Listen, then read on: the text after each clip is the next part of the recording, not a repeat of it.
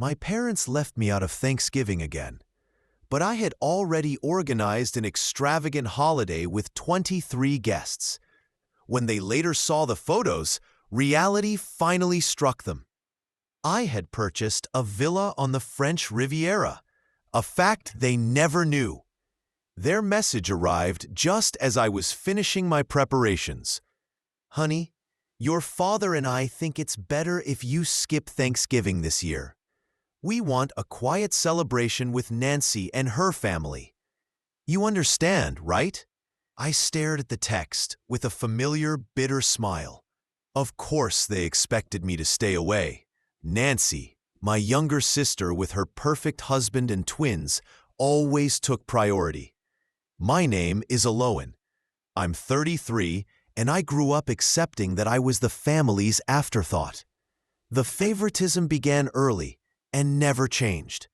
Nancy, 4 years younger, was always the preferred child. My parents celebrated her first steps like a historical event, while my own milestones barely earned notice. She received praise for things that would have been ignored if I had done them. A B+ earned her a family celebration. My straight A's got a simple, "good job," before attention shifted back to her. Things became even clearer in our teenage years. Her high school graduation was a grand event with over 100 guests, catered food, and a DJ. Mine, despite graduating summa cum laude, was a quiet dinner at a chain restaurant that ended early because Nancy had a date. College revealed the truth even more. My parents fully funded her private university, while I worked 3 jobs to pay for my state school education. When I got into law school, their response was lukewarm. "Law school is expensive. Are you sure this is realistic?" Meanwhile, when Nancy changed her major for the 3rd time, she was met with encouragement and another semester paid for. Nothing exposed the favoritism more than the weddings. Nancy's wedding 2 years ago was a $50,000 production funded entirely by our parents. Destination parties, designer dresses, a luxurious country club reception. When I got engaged 5 years earlier, they handed me a $3,500 check and suggested I keep things simple. Planning a wedding while working 60-hour weeks eventually destroyed the relationship, and my parents looked almost relieved not to contribute further. Even my career achievements existed in a separate world to them. Becoming a partner at one of the city's top law firms before 35 is something most attorneys only dream of. That success allowed me to invest, travel, and build serious wealth. But to them, it was just Eloine's job, mentioned briefly before they talked about Nancy's parenting blog or her twins' preschool updates. When I finally made partner, I cried. My mother's response was flat. "That's nice, honey. Can I call you later? Nancy is bringing the twins, and I'm making their snacks." The dinner they eventually agreed to turned into a conversation entirely about the twins.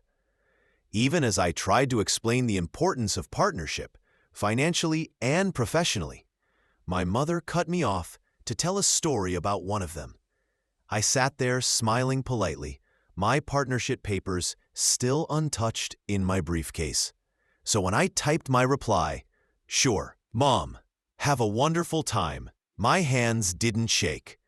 Their message only confirmed my decision about the surprise I had been planning. 8 months earlier, I bought a beautiful villa on the French Riviera and didn't tell my immediate family. The place was breathtaking. Mediterranean views, spacious rooms, and stunning architecture. The moment I walked through the wrought iron gates and saw the sea stretching beyond the terrace gardens, I knew I had to own it. Built by a French entrepreneur in the 1920s and cared for by the same family for decades, the villa had cream stone walls, terracotta roofs, and tall windows filling the rooms with sunlight. The master suite covered the entire third floor, complete with a private terrace and spa-like bathroom. 8 additional bedrooms offered comfort and charm. The kitchen blended restored vintage appliances with modern features, overlooking gardens filled with rosemary and lavender. The outdoor spaces were even more impressive. Terraces cascaded toward the water, connected by stone steps wrapped in vines and olive trees. The infinity pool looked like it merged with the horizon, and quiet seating spots hid throughout the garden. The buying process was smooth, thanks to my legal skills and the sellers recognizing how much I valued the property.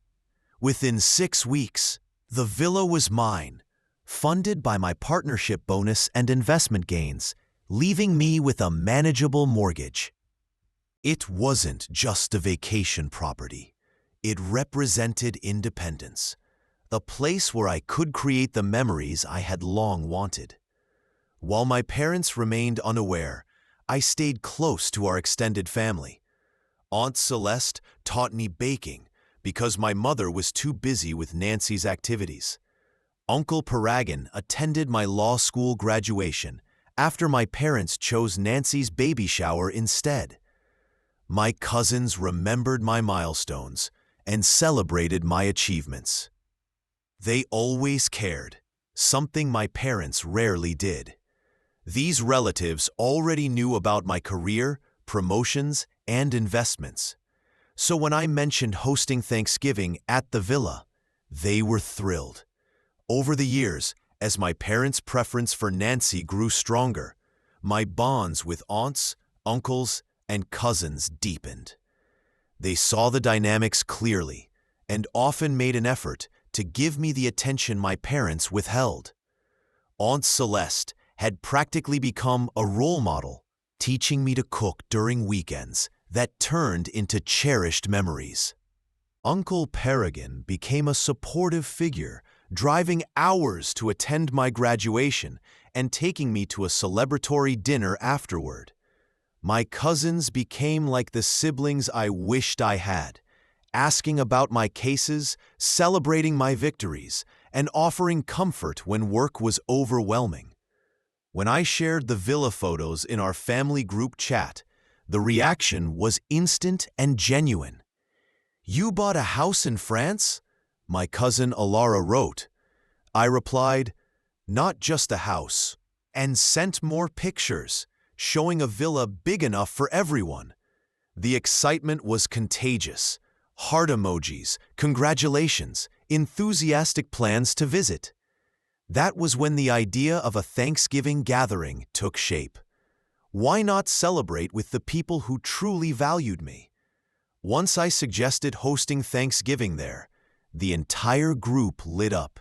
Aunts and uncles who usually spent the holiday listening to my parents praise Nancy were now booking flights. Cousins researched events and created Pinterest boards for French-themed Thanksgiving ideas. Even the teenagers were excited for a holiday that wouldn't be dull. Enthusiasm spread quickly. Group chats, outfit planning, photo ideas. For the first time in years, I felt excited for the holiday. I checked the family group chat again. The messages were full of energy. Aunt Celeste booked our flights. Leander can't wait to try French food. We're already packed. Still 2 weeks to go. Cousin Caspian arranged a wine tour. Everyone was ready for something special. 19 extended family members confirmed, spanning aunts, uncles, cousins, partners, and kids. Our large, close-knit family, spread across many cities but connected deeply, was coming together in a way that felt meaningful. Everyone except my parents and New York's family of 4 was invited. I had arranged private tours, wine tastings, cooking sessions with a local chef, and a Thanksgiving feast that blended American tradition with French elegance. My phone buzzed. "Ma, maybe you can come for Christmas if NY's schedule allows." I almost laughed. Everything with them was conditional, dictated by NY's preferences. I ignored the message and focused on final preparations. The villa staff was efficient, but I wanted every detail perfect. Guest rooms were assigned, activities arranged, and cuisine carefully selected. I even hired a professional photographer to document the week. Hosting 23 guests in France was logistically complex, but deeply rewarding. I worked with a concierge firm for airport transfers, ensuring each family member arrived in comfort, chauffeured across the French countryside. It was especially satisfying imagining them enjoying this luxury while my parents stayed home. Bedrooms were assigned based on family dynamics. Early risers got the east-facing rooms. Families with young kids were on the second floor for easy garden access. And teenagers stayed in the carriage house, close but independent.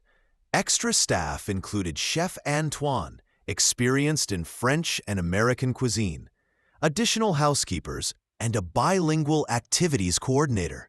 The cost was high, but the experience of watching my family enjoy true luxury was priceless. Every activity was carefully planned. Private vineyard tours included wine sampling and viticulture lessons. The chef led workshops on regional cuisine. Guests could enjoy a sunset yacht ride, guided tours of historic villages, and visits to art museums. Children had treasure hunts, art classes, and beach outings. Teenagers had photography sessions, and evening music lessons introduced classic French tunes. Dinner was an elaborate fusion of Thanksgiving and French Riviera cuisine. Herbs from the villa garden flavored the turkey, served with traditional stuffing and Mediterranean chestnut dressing. Fresh oysters, fish, and local wines complemented the meal, alongside imported American favorites for those who preferred them. The photographer captured candid moments, showcasing the villa's beauty and family interactions. Every image was ready to tell a visual story for social media. While my parents prepared a small, traditional supper with NY's family, I organized an international gathering. The contrast was striking: a modest, quiet meal versus a lavish, inclusive celebration. A week before Thanksgiving, my mother called. "I hope you're not too disappointed about Thursday. NY's twins have been fussy, and your father dislikes chaos." I smiled, watching the sunset from the villa terrace. "Don't worry about me, Mom. I won't be alone." The staff set up string lights, arranged cushions, and tuned the infinity pool lighting to perfection. Her disbelief and condescension reminded me that, even after 33 years, she still underestimated me.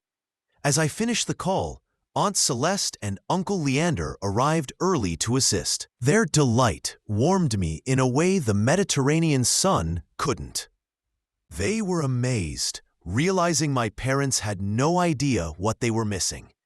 The villa soon filled with relatives, aunts, uncles, cousins, teenagers, and children. Each arrival brought excitement. Cousins set aside phones to explore the villa. Children played freely in the gardens.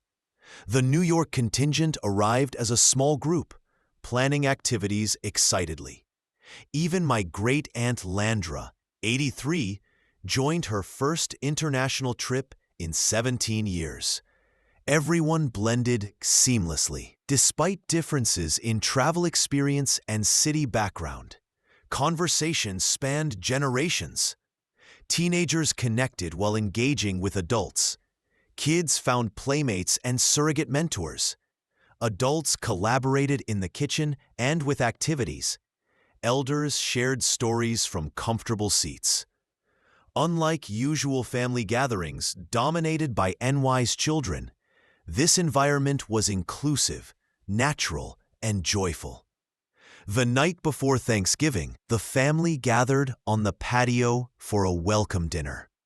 Chef Antoine served a menu of French and Mediterranean dishes using local ingredients.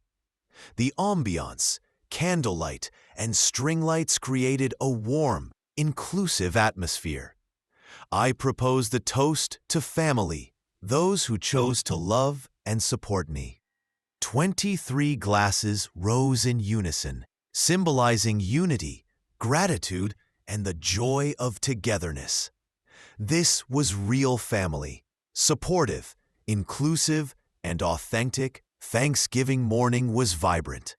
The aroma of fresh pastries and turkey filled the villa. Children laughed while playing hide and seek. My phone buzzed with a text from Nancy, checking if I was lonely. I smiled at the busy scene and replied, "Thanks, but I'm quite busy. Enjoy your quiet celebration." The photographer arrived, capturing every candid moment. Sunlight on terrace, wine tastings, children running in the garden, and the gourmet feast. Midday, my mother called again, surprised I was hosting lunch. I calmly explained I was in France on the Riviera, hosting extended family. The shock at hearing I had purchased a villa and planned such a celebration was palpable. As the day unfolded, Aunt Celeste commented that my parents were finally realizing what they had missed. The afternoon was filled with sensory delights: Chef Antoine's fusion meal, wine pairing, laughter, games, and stories. My parents' calls went unanswered. The focus remained on the present, on the family that had chosen to be there. Even Nancy noticed. Her twins asked why they weren't invited to France. This question highlighted the truth. Children see inclusion and exclusion clearly. Christmas continued the new tradition in the Swiss Alps: snow-capped peaks, skiing, cozy chalets, and hot chocolate. Again, my extended family participated, while my parents and Nancy did not. Photographs conveyed the story of a joyous, inclusive holiday. By New Year's, the family dynamic had shifted. I became the center of gatherings. Not out of spite, but to emphasize love, respect, and inclusion. Invitations, social media, and shared experiences established a new norm where family connections were genuine. My parents attempted interventions, invites, guilt, offers, but I declined, focusing on the family that showed up. Over time, cousins, aunts, and uncles began calling me for Easter, birthdays, and vacations. The French villa became our summer base, the Swiss chalet our winter retreat. Through hosting, I demonstrated that family is not about favoritism, but presence, love, and inclusion. The memories created were lasting, creating traditions built on joy, authenticity, and connection. Standing on balconies, overlooking oceans and mountains, surrounded by laughter, warmth, and love, I realized the truth. I no longer needed my parents' approval to feel valued. I had created my own family rituals with those who chose to be present.